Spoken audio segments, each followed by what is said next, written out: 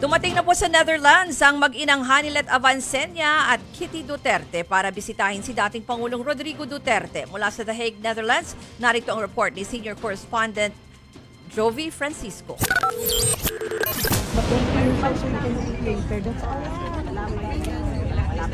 Dumiretso sina Hanilet Avancenia at ang anak niyang si Kitty Duterte sa Scheveningen Prison pagdating sa Netherlands. Dito nakadetine si dating Pangulong Rodrigo Duterte sa kasong Crimes Against Humanity. Sinubukan ng mag-ina na humiling ng permiso na bisitahin ang dating presidente pero hindi agad pinapasok. Habang naghihintay sa labas ng penitentiary, nakipag-usap at nakipag-selfie sila sa Duterte supporters. Tumanggi silang magpa-interview sa media.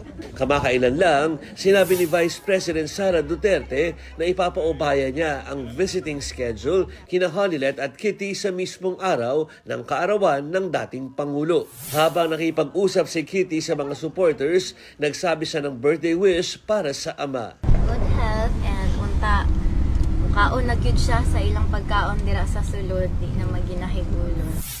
Makalipas ang isang oras ay umalis na rin sila sa penitentiary.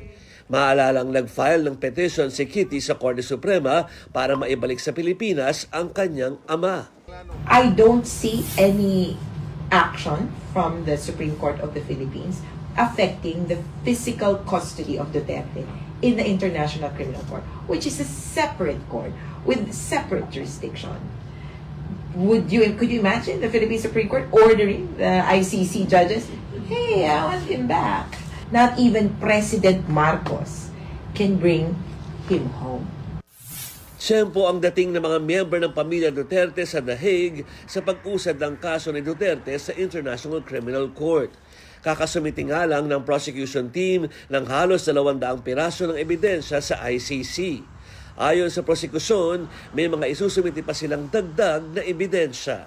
Live mula sa The Hague, Netherlands, nagbabalita mula sa Frontline. Jovi Francisco, News 5.